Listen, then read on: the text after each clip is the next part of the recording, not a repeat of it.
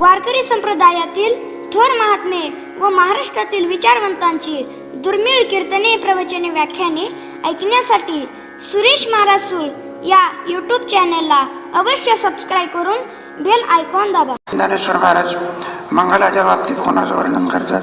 मंगलमणी निदान असे शंका येते. माहिती ज्ञानेश्वर महाराजांना काही ज्ञान नव्हतं का, किंवा काही त्यांना काही शास्त्र माहिती नव्हते का? आपल्याला लावता येणार नाही बघा. इतरांच्या बाबतीमध्ये सोडून द्या, पण ज्ञानेश्वर महाराजांच्या बाबतीमध्ये आपल्याला काय करता येत नाही, लावता येत नाही. आता हे लोक मानत नाही तो प्रश्न सोडून द्या. हे अंधश्रद्धावाले लोक असतात ना, ते म्हणतात रेडा बोलवला हे काय तुमची अंधश्रद्धा आहे, भिंत चालवली काय ते. आता त्याला सांगा डोळस श्रद्धा कोणची आहे तरी सांगा ते लोकांचं सोडून द्या. माझा ज्ञानेश्वर महाराजांना जाऊ दे आपल्या हे बाकीच्या आहेत, आणि रेडा बोलवला म्हणा किंवा काही केलं म्हणा, हे जरी पूर्वी होऊन गेलं, पण एक आहे ना बघा तुमचं ह्याच्यामध्ये मानावं लागेल काय, हे बघा भगवंताने अनेक लीला केल्या, पण त्याच्यामध्ये एक लीला आहे ना देवाची, ती आजही आहे ना. द्वापारात सांगितलेली जी गीता आहे ती गीता आजही आहे. काय आजही आहे का? हे लीला त्याला ज्ञान लीला म्हणतात. कोणती बाकी जीवन गोवर्धन उचलला वगैरे सोडून द्या सगळ्या गोष्टी असल्या, त्याप्रमाणे ज्ञानोबाराने रेडा बोलवला, काय भिंत चालवली, हे जरी असलं तरी पण सुद्धा भगवंताने ज्या अर्जुनाला शोक निवृत्ती करता गीता सांगितली, ती गीता काय अजूनही आहे. कोणत्या युगात सांगितली? द्वापार युगात. पण अजून गीता जशीच आहे तशीच आहे. क्वचित गीता ज्ञान असं म्हटलेलं आहे. त्याप्रमाणे ज्ञानोबरायांनी सगळ्या लीला जरी केल्या असल्या 750 वर्षाच्या पूर्वी, पण अजून आहे ना त्याच्यावर ते काय गीता नाम ज्ञानेश्वरी अंतर्मानंद लहरी काय का नाही. ती 750 वर्षाच्या पूर्वीची ज्ञानेश्वरी वेगळी होती ना, आता काही वेगळी असंच होत म्हणजे लीला आहे खरे. तुम्हाला मला मानावं लागेल काय, तेव्हा कशा करता सांगितलं. म्हणून ज्ञानेश्वर महाराजांना आणि ज्ञान नव्हतं असं काही लावावं लागत असतं. उपजताची म्हणून तर सांगतो काय आला बघीच सांगतो कोणाला लोकांना घालतो का, ते कशा करता आलं तर हे वर्म जाणवे नाले लोटांगणी चांगले, हे सगळं लावायचं. संतांच्या बाबतीमध्ये असंच लावायचं असते. ते म्हणजे षडदर्शनाचार्य, 4 वेद 6 शास्त्रनाम ग्रंथम रामेश्वर. तुकोबारायणाने टाळ घेऊन उभे राहतात, त्यांच्यावर चरणावर ते लीन झाले. उगीच झाले का तुकीचा आत्मनेसी म्हणून चरणी मस्तक ठेवले, आपल्या चरणावर ठेवते का हे सर लावायचं. आता ज्ञानेश्वर महाराज तर इकडे श्रीगुरूला मंगलस्वरूप म्हणतात, मंगलमणी निदान. आणि शास्त्रामध्ये तर ब्रह्माला मंगल म्हणतात. कोणाला मंगल म्हणतात? पण तुमच्या ह्याच्यामध्ये गेलं ना सगुण आणि निर्गुण, त्यालाच काय म्हणतात वस्तू निर्देश रूप मंगल. मग ते सगुण असो का निर्गुण असो, मग इथे आपण सुद्धा राहावं. तेच ब्रह्म कुठे तुमचे नाही काय सच्चिदानंद पंढरी परिपूर्ण म्हटलं आहे ना, परब्रह्मलिंगम भजे पांडुरंग. त्याच्या नामाला सुद्धा मंगल म्हटलेलं आहे. परमात्मा मंगलम भगवान विष्णू मंगलम गरुडध्वजा मंगलम पुंडरीकाक्ष मंगलायतनम हरी असं आहे. म्हणजे सगळंच मंगल असते. साखरेच्या ठिकाणी एक भाग कडू आहे, एक भाग आंबट आहे, एक भाग गोड आहे असं म्हणता येते का? सर्वांगी साखर अवघी गोड नाही म्हटलं, थोडा कडू भाग आहे तो. हा आंब्यामध्ये राहते. काही आंबे होळीला कसे असतात? आंबट असतात. प्रारंभी कसे असतात? गोड असतात. त्याच्यामध्ये थोडं सावयव असल्यामुळे त्याचं जमू शकते. पण इथे ब्रह्माच्या बाबतीमध्ये किंवा याच्या बाबतीमध्ये साखरेच्या बाबतीमध्ये लावता येते आपल्याला सर्वांगी साखर. भगवंताच्या बाबतीमध्ये सगळी मंगल वाचक आहे. त्याचं नावही मंगल, त्याच्या लीलाही मंगल, त्याचे गुणही मंगल. म्हणून सगळं मंगलनिधी श्री विठ्ठलाचे नाव मंगलस्वरूप परमात्मा आहे ना, मंगलायतनम हरी असं आहे. किंबहुना ज्याच्या हृदयामध्ये परमात्मा साठवला असेल, येशाम इंदिरा आहे भगवान, तोही मंगल स्वरूप आहे. साठविला हरी जे हृदय मंदिरी. तेव्हा हे सगळं असंच आहे. मंगल स्वरूप पवित्र रूप पवित्राणाम पवित्र मंगलानांच मंगळम आहे का नाही. काही काही वस्तू आहे किती जरी माणसाने प्रयत्न केला तरी पण सुद्धा पूर्व अवस्थेमध्ये त्या पवित्र असतात, काही कालाने त्या अपवित्र होतात. काय होतात? अपवित्र होत असतात. उदाहरणार्थ गंगेचं पाणी आहे, पवित्र आहे काय, पण आता कल्पना आपल्या पोटात गेलं तर ते अपवित्र होते आहे का नाही. एखादी चांगली वस्तू आहे ते चांगलीच असते, पण थोडा जरी त्याला आणखी अशुभाचा जर स्पर्श झाला तर त्याचं मंगलत्व राहत नाही. उदाहरणार्थ कल्पना करा, हे बा जोपर्यंत त्या ताटामध्ये लाडू आहे तोपर्यंत त्यांचा अबाधित्व आहे बा. तोच लाडू पानावरती टाकला तर मग हा म्हणला त्या माणसाने काही हात लावला नाही, काय नाही, लाडू जसाच्या तसाच आहे, घ्या की म्हणायला लागले. तो म्हणतोय बा ताटातला लाडू वेगळा आणि पानावरचा लाडू वेगळा, आला का नाही त्याच्यामध्ये, हा दोष येतो का नाही त्याच्यामध्ये. असं आहे त्याच्यामध्ये चर्चा तुम्हाला नको, तुम्हाला सगळं माहिती आहे. पुढे कशाकरता सांगितलेलं आहे, तेव्हा काही वस्तू अशा आहे की ते अमंगळत्व त्यांच्या ठिकाणी नाहीच. तसं भगवंताचं नाव आहे. कोणत्याही अवस्थेत घ्या, कुठेही घ्या, त्याचा पवित्रपणा कधी नष्ट होत नाही. किंबहुना अपवित्राला सुद्धा काय करते, पवित्र तो देह वाणी आमचं वदय अच्युत सर्व काळ. असं आहे. कोणत्याही अवस्थेत घ्या, कुठेही घ्या.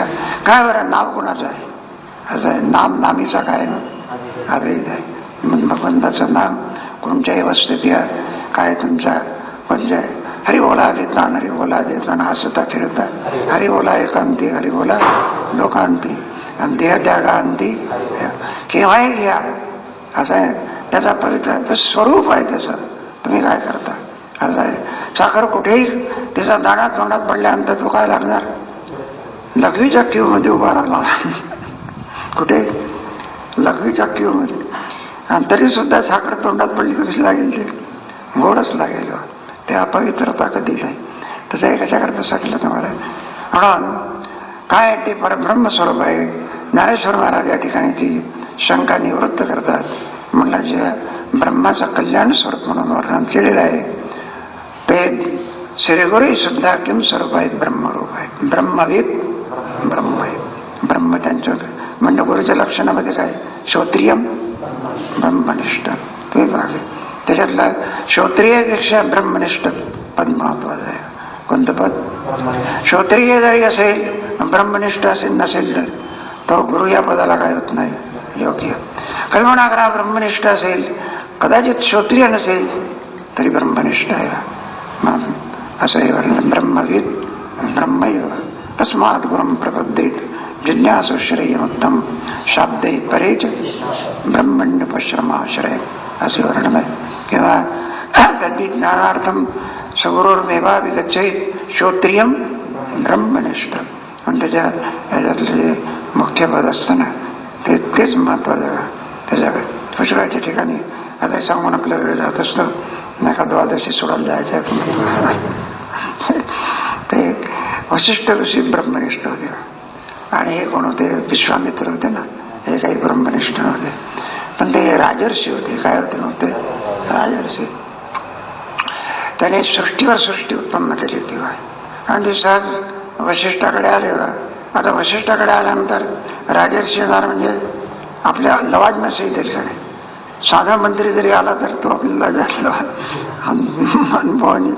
इथं जर सिंग येणार असेल तर 8 दिवसापासून त्याची काय करावं लागते व्यवस्था. इथं फार काय हे सगळे रस्ते बिस्ते पॅक करून टाकतात. तर काय त्याला दर्शनाला जायचं असते ना, बंद असतं. मग लवाजम्याने शाळे आणि मग काय विचारतात ते. आणि ते म्हणायला लागले, म्हणले हो आम्ही विश्वामित्र जपले, वशिष्ठाचं दर्शन घेतलं आणि जायचं म्हणलं. म्हणले राहा की. पण म्हणले आम्ही काही आणखी साधे आलो नाही, सगळं लवाजम आहे, चतुरंग सैन्य आहे, अमकाय धमकाय. म्हणलं तुम्ही कशाला काळजी करतात, असं म्हणण्याचा अवकाश. हे सगळं नगरच वसलो. आणि मग काय तर विश्वामित्र चकितच झाला. म्हणलं काय सामर्थ्य आहे, दिसायला असे आणि सगळं नगर वसलेलं आहे त्याच्यामध्ये, मग काय पाहायचं. म्हणजे माणसाला तुमच्या सैनिकाला उतरायला खोली मिळाली आत काय म्हणताय, पण तुमचे घोडे आहे, घोड्याला सुद्धा एक खोली.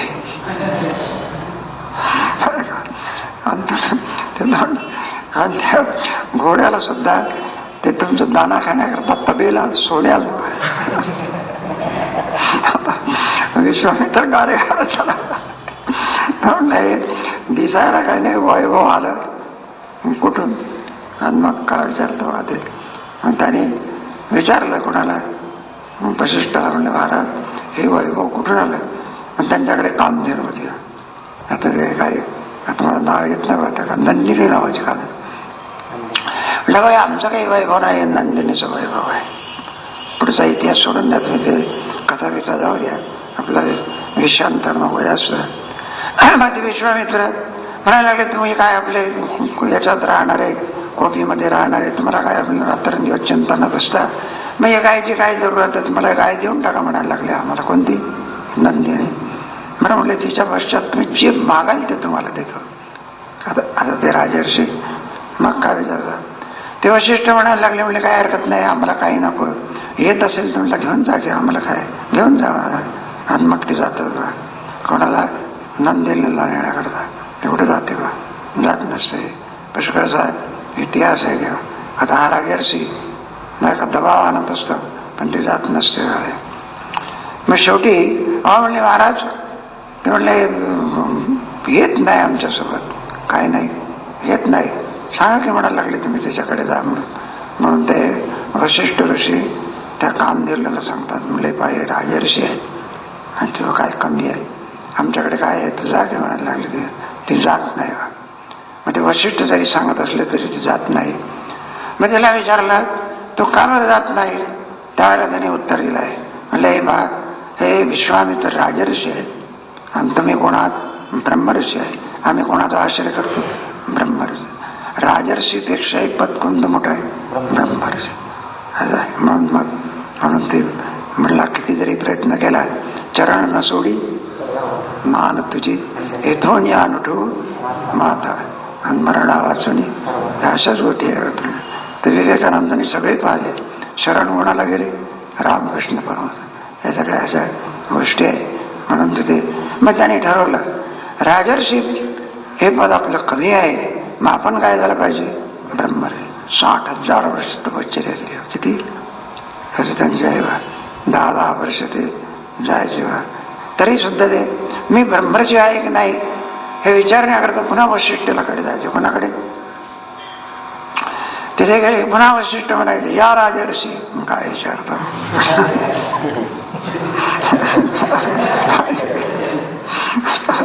आता काय करतात? पुन्हा तपश्चर्या करून जायचे. पुन्हा म्हणायचे ते वशिष्ठ म्हणायचे या राजर्षी. आता काय करतात? बाकीच्याने ब्रह्मर्षी म्हणून काय उपयोग आहे ना. म्हणून विद्वत एक बिजानाती जन परिश्रम. काय उपयोग तुमच्या याच्यामधून? म्हणजे ते काही जमत नाही. आणि शेवटी ब्रह्मर्षी झाले. कोण? विश्वामित्र. त्यावेळेला आणि गेले वगैरे त्यांच्याकडे, मी ब्रह्मर्षी आहे की मला हे विचारण्याकरता काही नाही बा. माझं ते राजर्षी म्हणत नाहीत, ब्रह्मर्षी म्हणत नाही. असं मौनव्यास तुझे नाव. मग विश्वामित्रानेच विचारलं, म्हणले का अहो तुम्ही मी आलो तर तुम्ही म्हणायचे या राजर्षी, आता मी तुमच्याकडे यावं तर म्हणायला लागले तर तुम्ही मला या ब्रह्मर्षी असं म्हणाल.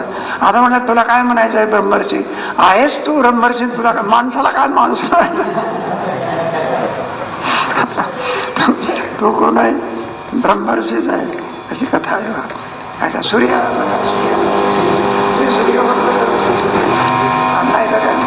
सूर्य नाही का असं इथे सांगतात. बरंच जाऊ दे. अरे हे ब्रह्मर्षी असतात. उघडे परब्रह्म संपूर्ण ती आरती. गुरुर् ब्रह्मा गुरुर् विष्णू गुरुर्देव महेश्वरा गुरु साक्षात परब्रह्म तस्मै श्री गुरवे नमः. ब्रह्मानंदम परमसुखदम केवलम एकम नित्यम. जी पद आणि ब्रह्माचे वाचक आहे तीच पद कोणाची वाचक आहे? श्री गुरुचे. यदक्षरम अनाख्येय. म्हणून कशाकरता सांगितलं? ब्रह्मरस आहे ते ब्रह्मच आणि या रूपाने अवतीर्ण झालं असल्यामुळे कल्याण काय मंगलमणी निराळ असं ज्ञानेश्वर महाराजांनी आपल्या गुरुजीला रूपक केलेलं आहे. दुसरं रूप आहे कोणता आहे? स्वजन बन. आता तुम्हाला पुष्कळ माहिती आहे याच्यावरची. स्वजन बन चंदना असं म्हटलंय. चंदनाची उपमा देऊन आणि सद्गुरूचं वर्णन केलंय. ते म्हटले कसे चंदन, स्वजनवन चंदन. वन म्हणजे जंगलात या ठिकाणी असते त्याला आणि वन असं म्हणत असतात. त्याच्यामध्ये इतर जरी झाडं असली तरी पण चंदन तो चंदन. चंदनाची बरोबरी कोणी करू शकत असते का? असं आहे ना. काय इतर झाडामध्ये आणि त्याच्यामध्ये फरक आहे का? त्याच्यामध्ये दोन गुण आहे का? कोणते गुण आहे? एक तर सुगंध आहे का नाही, सर्वांगी स्वाद. आणि दुसरा कोणता आहे?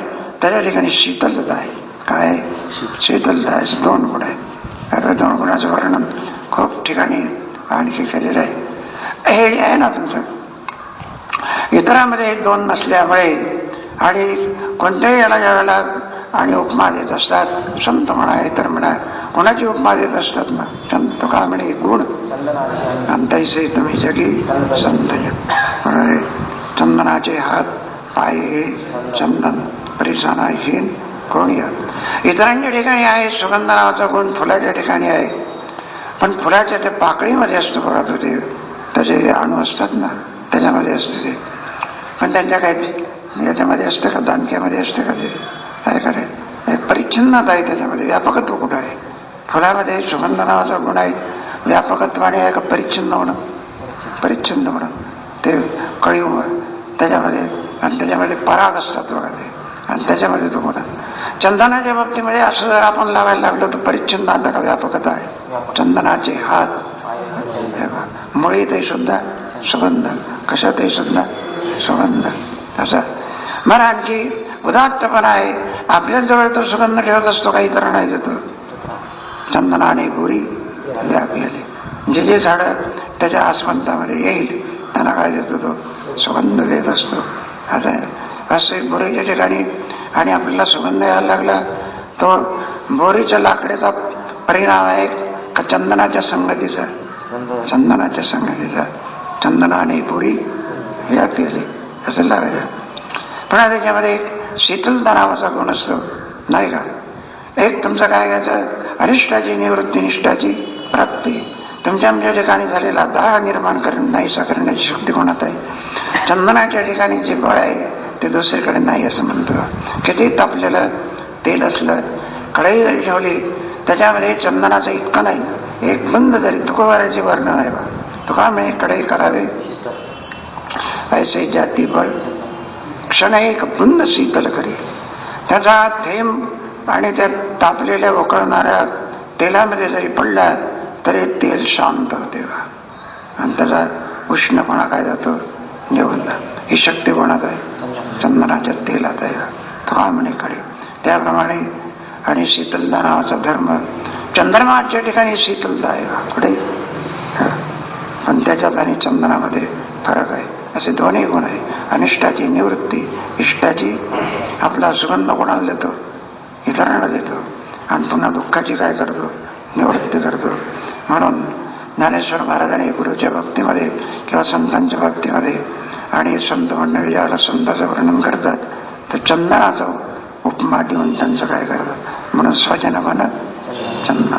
तुम्ही आणि या लोकातले कोणा पण त्याचा थोडा एक आक्षेप येतो बघा. कोणता आक्षेप येतो? स्वजन वन असं म्हटलं आहे. ही भानगड आहे. स्वजन म्हणजे आपल्या भक्तापुरते आत्मा हे कसं लावायचं, बाकीच्या करता नाही का? तुम्ही आले का नाही? म्हणजे माझा काय झाला त्याच्यामध्ये विषमता आली का नाही? काय आली? स्वजन म्हटलं ना, अखिल म्हटलं असतं तर प्रश्न वेगळा होता. पण काय म्हटलं? जे आमचे जे कोणी असतील भक्त असतील म्हणा किंवा कणा त्यांची तुम्ही चंदनात, इतर जे आहेत का मग असे विषमता नावाचा काही मग दोष हे आपलं नाही का? काही अकल्प आयुष्य वारे त्या माझी असं करा. मग आता ही भानगड आहे. आयुष्य माझी असं करा मग हरिदासापुरतीच प्राप्त नाही. बाकी विषमता आली आणि त्याच्यामध्ये म्हणजे साधूच्या ठिकाणी तुमच्या गुरुच्या ठिकाणी वैषम्य नावाचा काय आला? दोष आला. आणि विषमता ठिकठिकाणी विषयी विरक्त नाही अपपर, संतुष्ट सर्वदा असोय माते इथे कसं नाही अपपर म्हणतात. आणि तिथं स्वजनवन चंदन हे कसं लावायचं.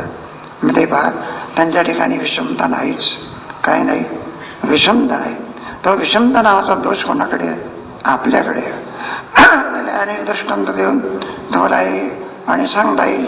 कल्पना करा, अग्नीच्या ठिकाणी शीत निवारण शक्ती आहे का नाही, उष्णता आहे का नाही का, थंडी वाजत असली आता या दिवसात नाही, पण आता त्या आमच्या हिवाळ्याच्या दिवसामध्ये शीत निवारण शक्ती आहे का, मनुष्य उष्णतेजवळ पोचतात. किंवा एअर कंडिशन रूममध्ये काय असते मग तुमचं थंडीच्या दिवसामध्ये काय असते, असं काम असते ते आहे ना. किंवा उन्हाळ्यामध्ये जरी वरून सूर्य तापत असला तरी त्याच्यामध्ये शक्ती आहे की ना तुमचं. तेव्हा शीत निवारण करण्याची शक्ती कशामध्ये आहे? अग्नीमध्ये आहे.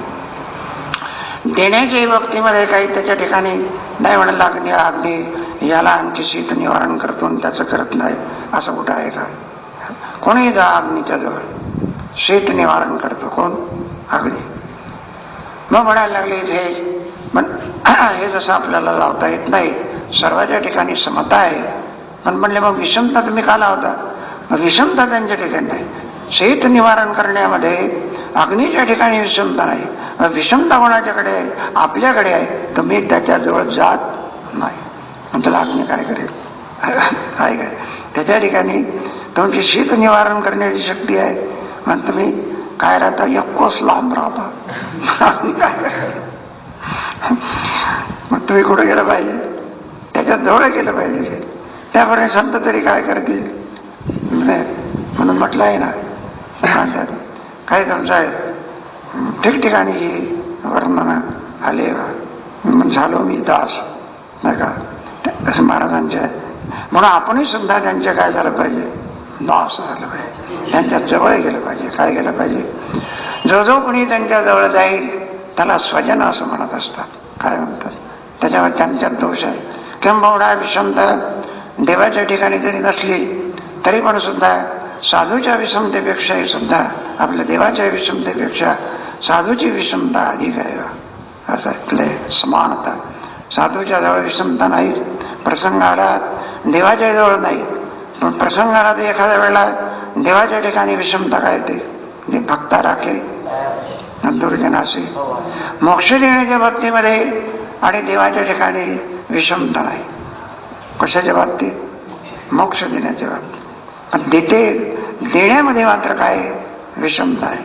देवही सुद्धा मोक्ष देतो. ते भक्ताला काय देतो? तो आसनकाधिकाची आसनकाधिकाला मोक्ष दिला काय? कोणाला दिला? पुन्हा पुतला. ते आहे का नाही? पण फरक कोणता आहे? मोक्ष देण्यामध्ये नाही. असं आहे. मग पुतण्याला जिवंत ठेवून दिला असं आहे. मग ती कशा करता आली होती?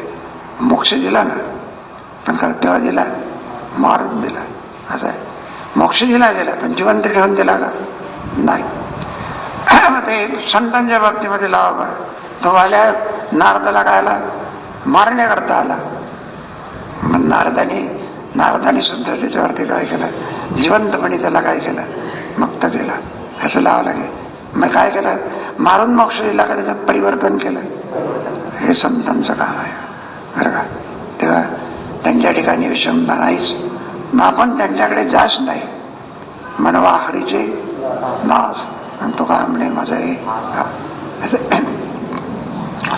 त्या इथे सहज आलेला दृष्टांत आहे, शाळेचे नाही. आणि ते आपल्या चंदनाचा दृष्टांत इथे देऊन त्यांचं वर्णन केलं आहे. म्हणून हे स्वजनवन चंदना तुमच्या आमच्या लोकांमध्ये आणि कशासारखे आहेत व चंदनासारखे आहेत असं ज्ञानेश्वर महाराजांनी श्रीगुरूला कोणती उपमा दिली आहे? चंदनाची उपमा दिली आहे.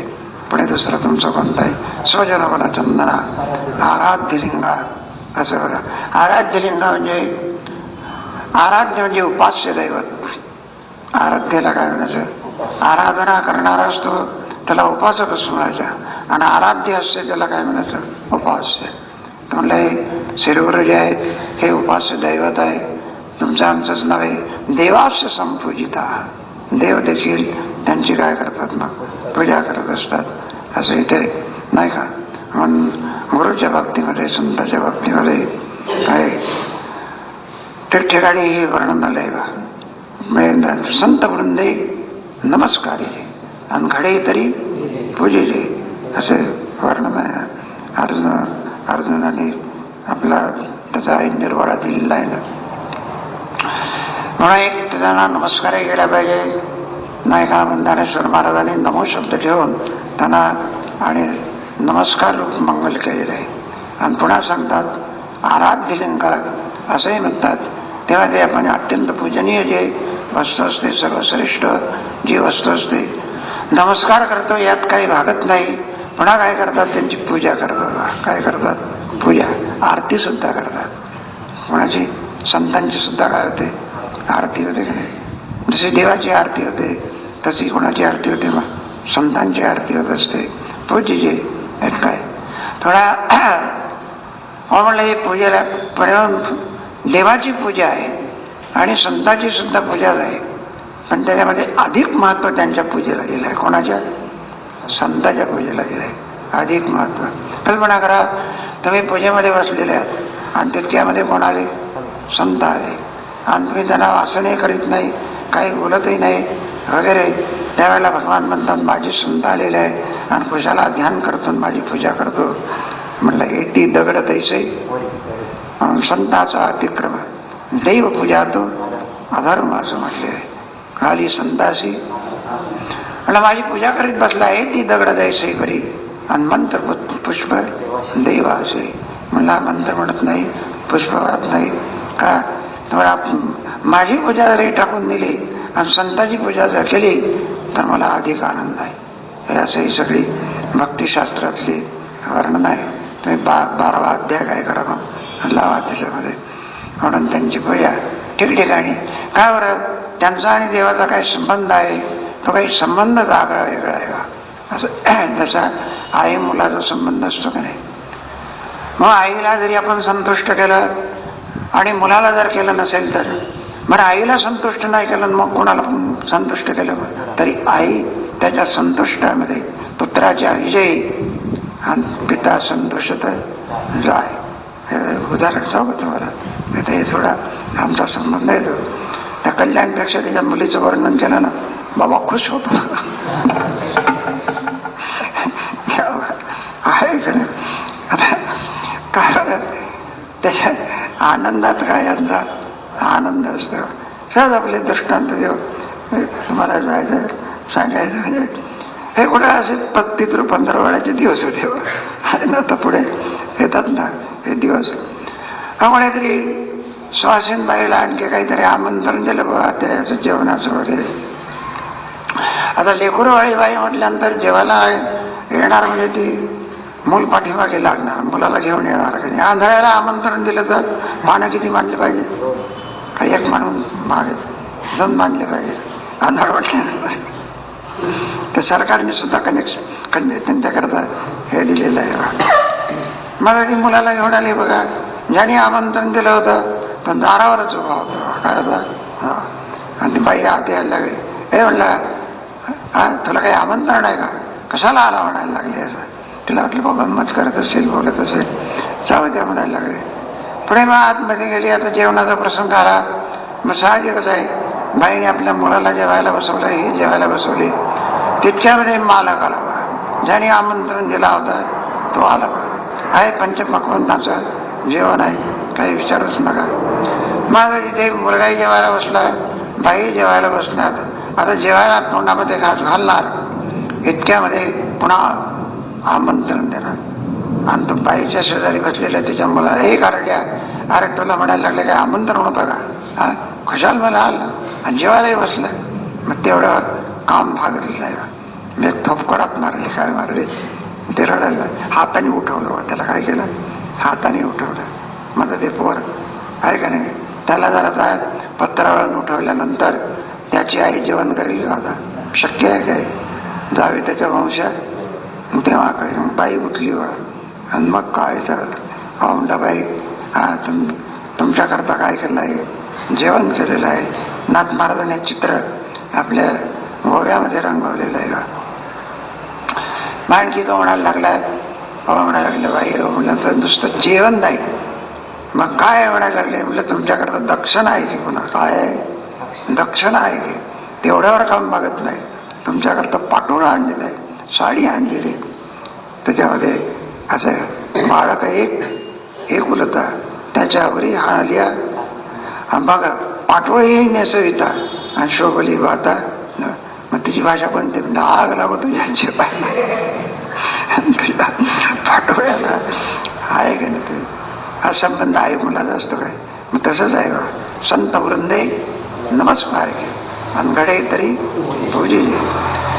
तसं त्या आणखी मुलाच्या आणखी सेवेमुळे आई कशी होते संतुष्ट होत असते. आणखी कोणा तुम्हाला उदाहरण वगैरे देऊन सांगायचं असलं तर आणखी सांगावं. कुठेतरी आपल्या हे लेकरवाळी बाई काय पाटलीन म्हणा किंवा काय म्हणा, एका बाईला काहीतरी ताक पाहिजे होतं बा, काय म्हणत ती गेली बा तिथे काय ताक म्हणा आमचं ते पूर्वीच्या काळामध्ये पाटलाच्या घरी सगळ्या गरीब माशी असायच्या, मग गरीब लोक जायचे, मग ते गेली बा ताक आणण्याकरता. पण ते काय झालं बा, ओसरीवरती तिचं मूल्य होतं ते पाळण्यात टाकलं होतं कोणाचं, ते पाटलीन बाईचं पाळ. आणि ते पोर आता त्याला काय लहान पोर, आणि ते आपल्या त्यांनी दोन्ही देहधर्म केले कुठे पाळण्यात. आणि ते तिने पाहिल्याबरोबर आणि तिला ओकार्यासारखंच वाटलं बघा ते, आणि काय ते अमकन तमकं.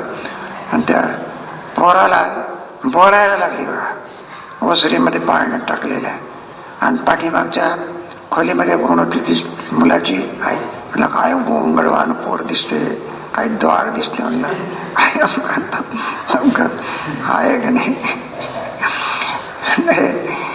पुष्कळ कार्टी पाहिली, म्हणलं असलं गोंगड कारट हे सगळं कोण ऐकते बा, त्याची ऐकते आहे का नाही. काय म्हणायला लागले हा काय नाही तर म्हटलं काही आहे का याच्या ठिकाणी चांगला एखादा गुण आहे. आणि म्हटलं काळं कुट्ट दिसते म्हटलं.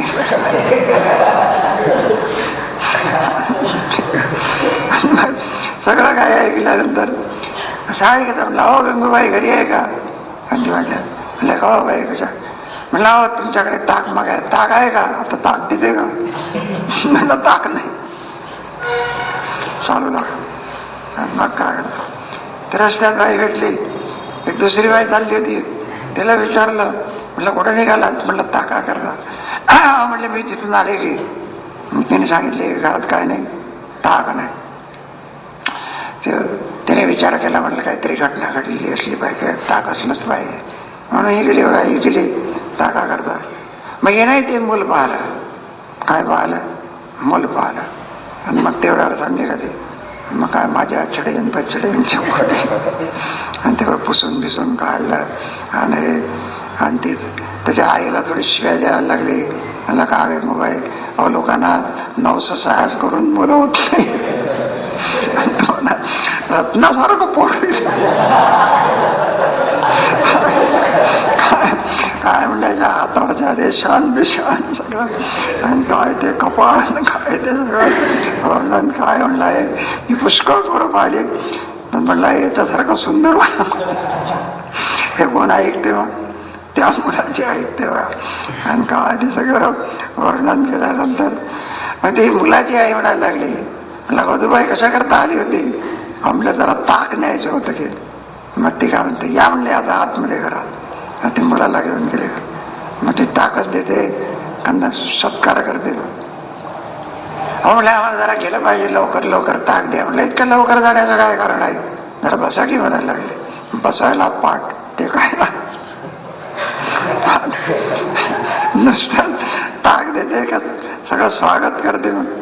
आम्हाला काही थोडा फराळ करून जा, काही नाश्ता करून जा, काही दूध चहा वगैरे घेऊन जा.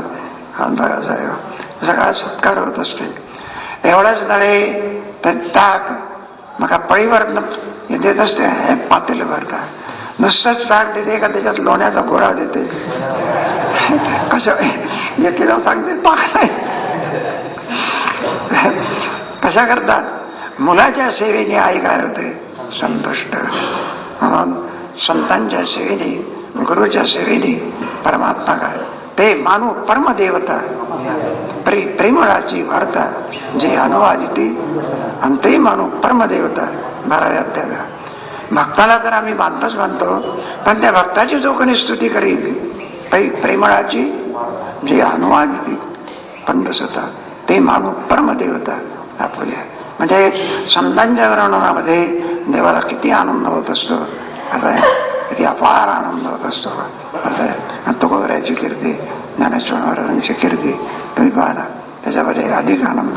म्हणून आपल्या याच्यामध्ये संतांची सुद्धा भजन असतात. ज्ञानेश्वर, माऊली, तुकाराम, नाही का आपण पैठणला गेलो तर मारुदास, एकनाथ, नामदेव मंदिरात गेलो तर नामदेव, जनाबाई, अशी संतांची. स्वयं परमात्मा करतो हे भजन कोण करत असतो असं सांगतात बा आपल्या ऐकूनावर. त्यावेळेला ते तिथे मोठे पुरुष होते म्हणतात बा, प्रल्हाद बाप पडले पंढरपूरला, आणि ते सगळे हे माणसं त्यांच्या ते कथा थोडी सांगतात बा त्याच्यामध्ये दादा याच्या. तेव्हा हे असं सांगतात सगळी दारा बिरं बंद केली बा प्रल्हाद बाबा, आपले बडव्या मंडळी भगवंताचे दार वगैरे. म्हणून त्यांचं काही दर्शन वगैरे राहिलं होतं. इतक्यामध्ये ते प्रल्हाद बाबा आले आणि ते बघायला लागले. त्या आतमधून त्या दाराला असं हे असते बा, काय असते, थोडं छिद्र असते बा, कुठे नाही कोणाला दर्शन करता आलं तर दारातून काय होते, छिद्रातून दर्शन होत असतं. मग ते बघायला लागले. तर परमात्मा आणि ज्ञानोबरायचं नामदेव महाराजांचं काय करत होता, भजन करून नाचत होता म्हणतात. तेव्हापासून आपल्या संप्रदायामध्ये ज्ञानेश्वर माऊलीच्या भजनाची काय पडलेली आहे प्रथा असं सांगतो. ते प्रल्हाद बाबाकडे त्यांनी पाहिलं, स्वयं परमात्मा ज्ञानेश्वर महाराजांचं काय करत होता, भजन करीत होता. इतकी योग्यता परमात्मा यांचं आणखी वर्णन करतो, भजन करतो. देवास्य सम यम ब्रह्मा वरुणेंद्र रुद्रमरुद्र सुन्वन्ति दिव्यस्तवैर्वेदैः सामपदक्रमोपनिषदरी गायन्ति यमसामगाः. याचं ऋषी ध्यान करत असतात. म्हणून केवलम ज्ञानमूर्तिं तन्वातीतं त्रिगुणरहितं एकतत्त्वमसि एकं नित्यं विमलवचनं सर्वधी साक्षीभूतं भावातीतं त्रिगुणरहितं सद्गुरुं तं नमामि. असं हे सद्गुरूचं वर्णन आहे. म्हणून आराध्य लिंगा असं हे ठेवलं आहे. म्हणून आहे ना तुमच्या याच्यामध्ये नमो जगदखिल पालना मंगळमणी निधाना स्वजनवन चंदना आराध्य लिंगा. राहिलेला विषय आता दुसरा आहे, कोणतं 2-3 राहिलं त्याचा विचार कधी करू.